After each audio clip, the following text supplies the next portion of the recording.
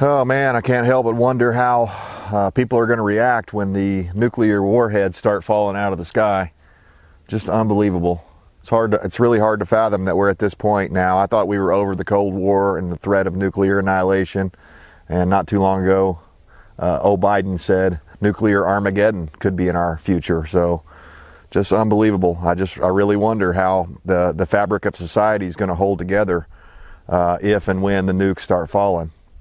Oh, hey guys, I didn't see you over there. Come on over, pull yourself up a stump or a chair. There's one over there you can grab. I was just actually sitting here contemplating the ever-growing likelihood of nuclear annihilation, nuclear war. Maybe it won't be complete out, all-out nuclear war between all countries. Maybe they won't launch everything, but what if it's just like tactical nukes and things like that? Or, what do they call those other ones? The smaller nukes that they can set off. Like these backpack nukes, many of them went missing during the breakup of the USSR. A whole bunch of their nukes just suddenly went missing. So I think we've never been in a time more dangerous than now as far as it relates to the possibility of thermonuclear warfare. And I'm afraid that, it would be a knee-jerk reaction. So if Russia did something or some other actor did something and the United States or NATO blamed it on Russia, I imagine they would respond in kind. I imagine there would be some sort of response. Maybe it wouldn't go, completely nuclear right away. Maybe we would just get more heavily involved instead of, running a proxy war. Perhaps we would just go ahead and declare World War III and it would be all on. I don't know what's going on with all that. There's a whole lot of things going on behind the scenes that unfortunately the people in the United States and the people around the world that care about this sort of stuff, we're being basically robbed of the truth. They're not allowing us to see what the truth is. And, sometimes I guess that's justifiable because in warfare, you've got to kind of keep your cards close to your chest. But in other situations, it seems to be being done just intentionally to keep people ignorant here in the United States of America and in the West in general. So I wanted to cover some of these stories with you guys that I've been looking at over the last week or so that proves to me without a shadow of doubt that we're dangerously close to nuclear annihilation, nuclear war, nuclear holocaust, nuclear winter, the MAD doctrine, mutually assured destruction. I think all of that stuff is certainly in our future. It's possible. I hope it doesn't happen, obviously, because, it's very hard to prep for nuclear war and fallout and things like that. But if you stick around to the end of the video, I'm going to tell you 2 resources that are free.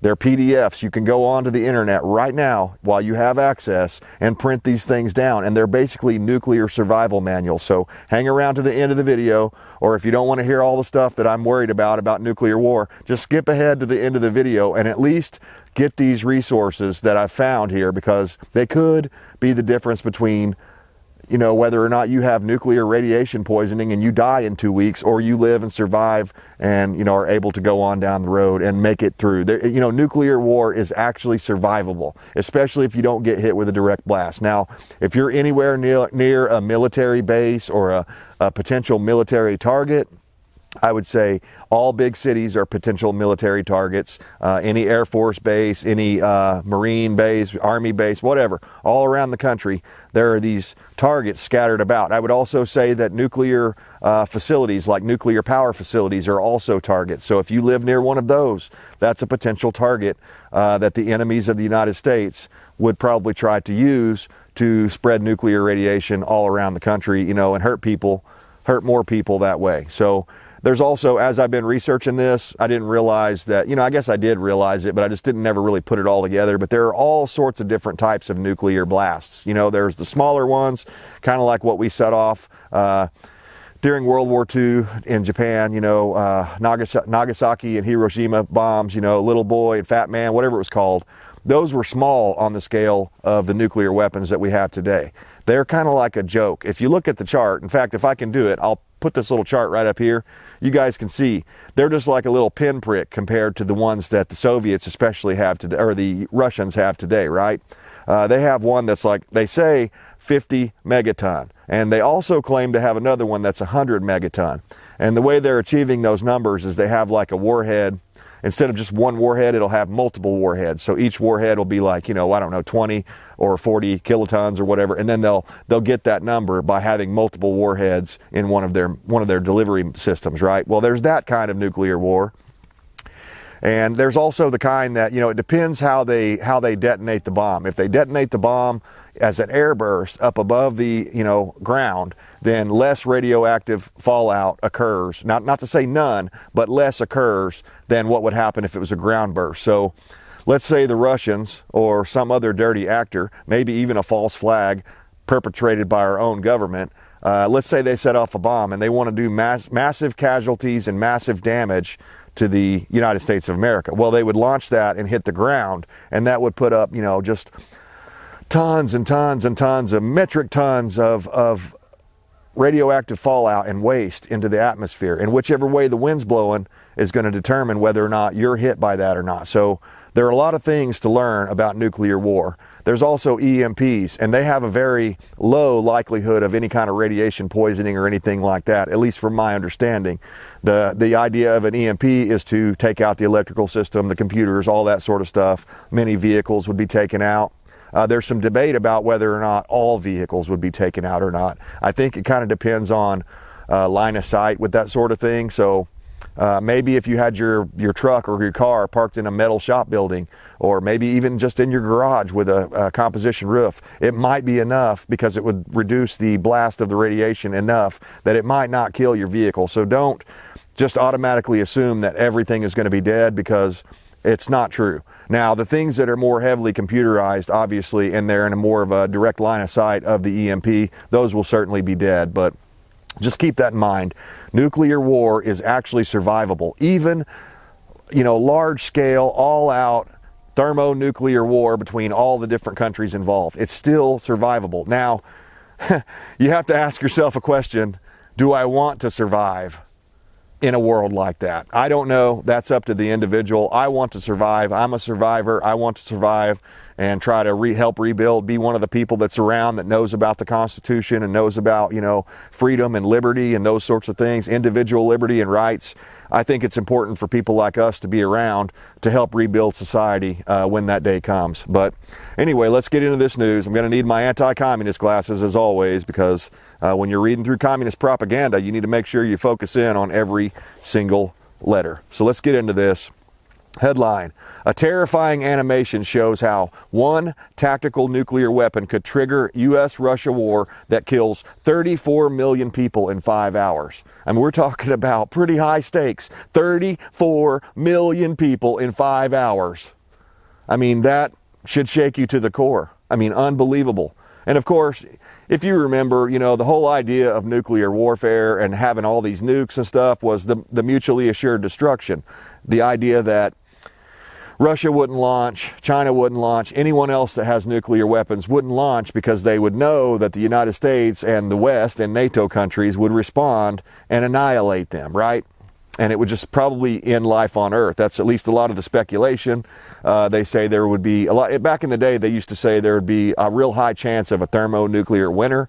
And that's basically where, it puts up so much stuff up into the atmosphere that there is no winter, or there is no summer, rather. I'm sorry. And in fact, if you go back in history, there was a time, I think in the early 1900s, late 1800s, they had what they called a year without summer. And it basically just stayed cloudy and overcast, and the sun's rays weren't able to penetrate down and heat up the land, grow the crops or anything, and it just stayed cold that year. The year without summer. Go look it up. And so that, I believe, is what they based a lot of the nuclear winter hypotheses on, right? Was that if something like that happened, like, there have been other instances where massive volcanoes have gone off and they've put up enough ash and stuff up into the atmosphere that it actually reduced the effects of the sun on heating the earth up, and it changes our climate, right? And it can be bad, especially for growing food and things like that. But there has been a lot of more recent evidence that says that not necessarily would be true, that wouldn't necessarily be true, that it's not guaranteed that there would be a nuclear winter. A lot of people speculate that even if everyone launched every single nuke that they had and they all detonated on the ground, creating the highest amount of nuclear fallout, that there would still be areas on the planet Earth that would be able to survive and even grow crops and things like that. And it would probably be worse, I'm sure. People would probably have a much shorter lifespan for a while because of cancers and other things like that. So moving on to the next story here. A nuclear attack on the U.S. would most likely target one of 6 cities. So this is very interesting. Simulated images shows how Hiroshima-like explosion would affect each one. So the 6 most likely targets, I'm sure you're dying to know because I was: New York, Chicago, Houston, Los Angeles, San Francisco, and Washington, D.C. And in this story, they actually give like a, projected numbers of people that would die. And of course, New York City was the highest numbers. It was well into the hundreds of thousands. I can't remember the number and I didn't write them down. I believe Houston was like 90,000. LA was surprisingly lower. I don't know exactly what they figured on that or why that worked like that, but maybe a lot of the nuclear fallout blew out into the ocean or something. I don't know. It probably depends on which way the wind's blowing, just like it's going to in your neighborhood, in your area. If you have a military base that's nearby you and you're downwind from that military base, you're going to have to either dig into the ground and stay in there for up to 2 weeks, and maybe even longer, or run. That's your only 2 choices. And if you're just now digging a hole and the bombs went off, you ain't going to have enough time. I'm sorry, I hate to tell you that, but you got to run. You got to run. You got to grab everything you can and run like hell. And you got to know which way to go. And really, you have to be out at the front of that wave. So if you're one of these people that's a straggler and you're like, oh, well, do we need this? Do we need that? Do we need this? You're not going to make it. You're going to have to grab your go bags, load your vehicle, grab as much stuff as you possibly can in the shortest amount of time so that you can get out ahead of the traffic jams. Because once there's traffic jams, the worst place to be in nuclear war is inside your vehicle. One of the worst places to be. Because that vehicle is going to provide you little to no protection against nuclear radiation. So unbelievable. If you're in one of those 6 cities, New York, Chicago, Houston, Los Angeles, San Francisco, or Washington, D.C., I wish you good luck, because I would not be caught dead there right now. If somebody gave me a free golden ticket to go to any one of those places and stay at the nicest motels, I would refuse it. I would not go there. If you have vacations or business trips scheduled to these places, I highly suggest you postpone those until the threat of nuclear apocalypse wanes. Moving on. Nuclear war between the U.S. and Russia would kill more than 5 billion people. 5 billion people just from starvation, study finds. So if it's bad enough, if it goes full-scale thermonuclear warfare between Russia, the United States, China, Iran, any other actors that have wanted to jab one in the United States side over the years, anybody else that's our enemy that we're unaware of, maybe even enemies within, if it goes nuclear, up to 5 billion people could die just from starvation. That doesn't account for the people that have died from the actual radiation poisoning and things like that. So, unbelievable, unbelievable. I don't know. I mean, you would think by now that cooler heads would have prevailed, and people on both sides, Russia, Ukraine, actually all sides, Russia, Ukraine, NATO, United States, you'd think these people would be like, hey, we need to slow this down a little bit. We need to do things to bring in peace talks and things like that so we can calm this situation down so that we don't end up going to nuclear war. But no, instead, they have denied any chance to have any peaceful solutions to this. Biden wants war. Biden, it seems like he wants World War III. I mean, he's basically poking the bear every chance he gets, and this is not going to end well for life on Earth, I'm afraid. So hang in there, guys. We got a little bit more to get through here. Kremlin warns of nuclear World War III that will be catastrophic. So Russia bluntly warned on last Thursday, that further meddling by Western powers in Ukraine would spark World War III. This time a nuclear one that will be catastrophic for all of mankind. So yeah, it's a threat coming from Russia, but at least Russia is telling it like it is, and they're saying, look, man, we got to stop this crap before it ruins the earth. A top Kremlin official specifically threatened worldwide carnage if NATO approves Ukraine's bid to join its alliance. And that's what they've been saying all along. Russia's been very consistent in this. The United States has been inconsistent. And again, I don't want to rehash it again, but Victoria Nuland, Barack Hussein Obama, and Joe Biden and Joe Biden was in charge of Ukraine policies at the time, went over to Ukraine, started a color revolution back in 2014, brought in a pro-Westernized government instead of the Russian pro-Russian government that they had elected into power. The United States, we don't like that, see? The United States is like this big world bully. And we're like, oh, we don't like what you're doing over there. Why don't you do it our way? And as soon as that person says, no, we're not going to do it your way. In fact, we're going to do it like this other guy over here. Then the United States goes in there and starts meddling and dicking around and sending in Soros with all his money and sending in these operatives and weapons and things like that to start a color revolution that has led us to the point of again, these are not my words. These are Biden's words. Nuclear Armageddon is a potential right now. That was not a potential during any of the previous presidents we've had, all the way back to Ronald Reagan in my lifetime. Unfreaking believable. Irresponsible. Catastrophic damages. I mean, just moving on. Nuclear threats escalates as NATO and Russia plan nuclear war games. So again, this is one of these things where NATO and Russia, you know, NATO was the one that had these scheduled already, and I guess Russia's kind of doing it as a response to that. At least that's my understanding of it. But, you know, responsible leaders would be like, hey, maybe since we're on the verge of potential nuclear Armageddon, we should probably, like, you know, postpone these nuclear war games that we're planning, right? Just to kind of calm things down. But no, they're going ahead with them. Nuclear Armageddon.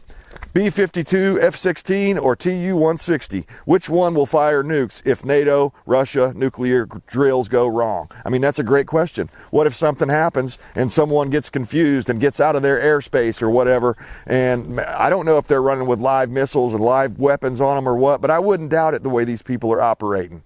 I wouldn't doubt it one bit. This could potentially lead to nuclear war, so be aware of this.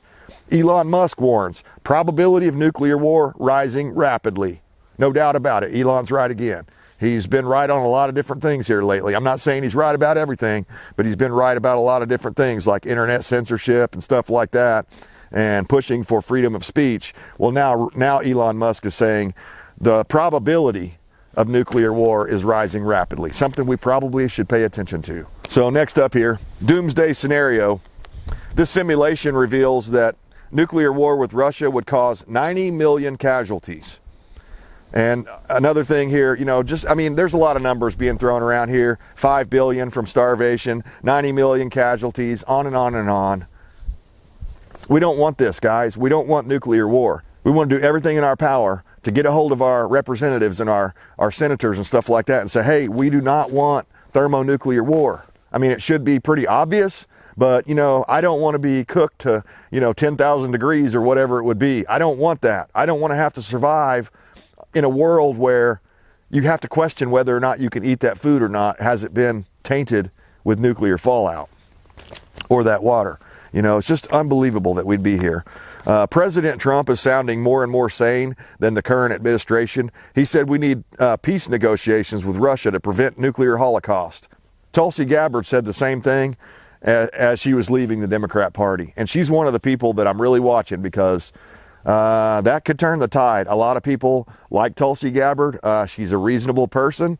In the past, she would have been okay to be a Democrat. But now the Democrats have gone so far to the left that even people like Tulsi Gabbard are leaving. And not only is she leaving, she's recommending others come with her. Huge, huge deal.